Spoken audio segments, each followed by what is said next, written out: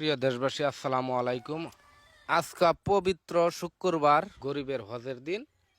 এর মধ্যে আরও একটা আনন্দ লাগতেছে আমার মাধ্যমে না, অনেক মানুষের মনের মধ্যে একটা আনন্দ। আজকার শুক্রবার এমন একটা লোকের জামিন হইছে, মানে খুশিতে আত্মহারা হয়ে যাইতেছে মানুষ এটা কইবার পাইতাম না, আমি নিজেই আত্মহারা হয়ে যাইতেছি। কারণ আমি আজ থেকে আরো 10 বছর আগে ছোট আছিলাম, তে আমরা এলাকাতে হাইস্ক্রিমুলারা তো আইতো বিভিন্ন জায়গাতে। হাইস্ক্রিমুলার একটা অভ্যাস কি জানুন, হরেক রকমের ওয়াজ তারা মাইকের মধ্যে বাজাইতো। তে একদিন এরকম সুন্দর একটা ওয়াজ ছাড়ছে, ওয়াজ শুনে তো আমি পাগল হয়ে গেছি। জিগাইলাম যে ভাই, এই ওয়াজ কার ওয়াজ বাজাইতেছুন? মামুনুল হক হাইস্ক্রিমুলা করল, যে বক্তার নাম হয়েছে মামুনুল হক। আমি চিন্তা করলাম, সর্বনাশ, এত সুন্দর করে মানুষে বুঝাইতেছে। আমি এই দিন বিকালেই হালুয়াঘাট বাজারে গেছি, গেহারা আমি বলে বাটন মোবাইল চালাই। গেহারা বিশ্বাস করতেন না, আমি 50টা ওয়াজ ভরে আনছি। মামুনুল হকের ওয়াজ। মামুনুল হক হুজুরের ওয়াজ 50টা ভরছি। পড়ার পরে আমি 4 দিনে 50টা দূরেই মনে করুন শুনলাম।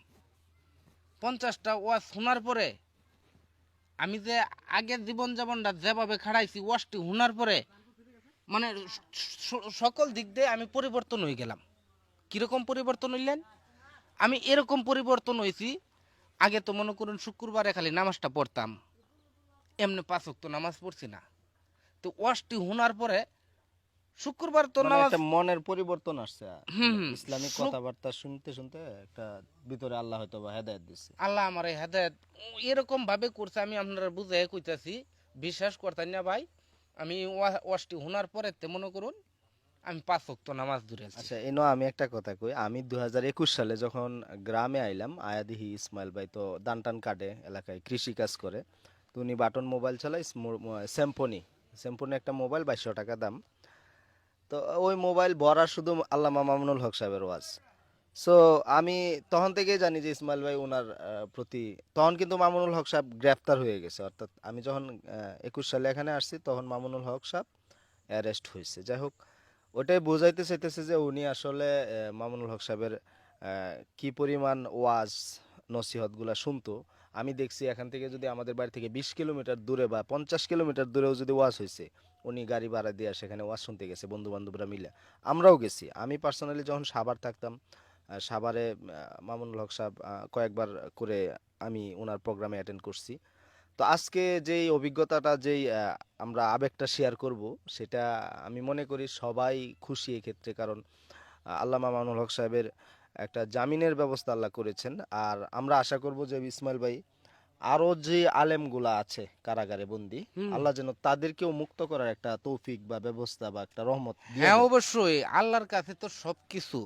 তা আমি কই, আল্লাহ যত আলেম ওলেমাই কেরাম যারা বন্দি আছে, তারাকে তুমি তাদেরকে মুক্তির একটা ভালোভাবে মুক্তির একটা বন্দোবস্ত করো। কারণ এই যে মনে করুন তোহাজ্জল হুজুর আছেন একটা ভৈরবের, ঠিক আছে, ওনার ওয়াজ কিন্তু আমি বিশাল শুনছি। স্যাংরা বয়সে উনি কিন্তু মারা গেছে। যাই হোক, আল্লাহ তার জান্নাতে নেউক। সাইদি হুজুর মারা গেল। সাইদি হুজুর তো জেলখানাত মৃত্যু করছে। আর তোফাজ্জল হুজুর কিন্তু অনেক সুন্দর সুন্দর, হ্যাঁ অনেক সুন্দর সুন্দর ওয়াজ আহ, করছে, ওয়াজ শোনাইছি। ও, তারপরে ওনার ওয়াজে, তোফাজ্জল হুজুর বৈরবী হুজুরের ওয়াজে আমার মনে হয় বাংলাদেশে অনেক মানুষ কিন্তু হেদায়েতে চলে আসছে। অনেক মানুষ। যদিও উনি কোন আকিকায়, কোন আকিদায় কথা বলছে আমি জানি না, হয়তো সবার মতানৈক্য থাকতে পারে, কিন্তু মানুষ আসলে ওনাকে খুব ভালোভাবে সম্মানের সহিত ওনার কথাগুলো শুনতো এবং মানতো। যতটুক মানছে ততটুকুই কিন্তু হয়েছে। যাই হোক, আমরা আজকে একটা ভিডিও বানাইতে চাইছিলাম। ইসমাইল ভাই রে কইলাম, ইসমাইল ভাই কইতাছে যে আজকে ভিডিও বানাইবো না, কারণ উনি সকাল থেকে মামুনুল হক সাহেবের নিউজগুলো দেখতেছিল। কারাগার থেকে মুক্তি শোডাউন হচ্ছে, ফুলের মালা দিতেছে। উনি একটা মানে আমারে বলতেছে একটু আগে যে যদি এলাকায় হইতো বা আশেপাশে সম্ভব হইতো তাহলে আমি ওকে একটা ফুলের মালা দিয়ে আসতাম। আমার সাথে কথা বলতেছে।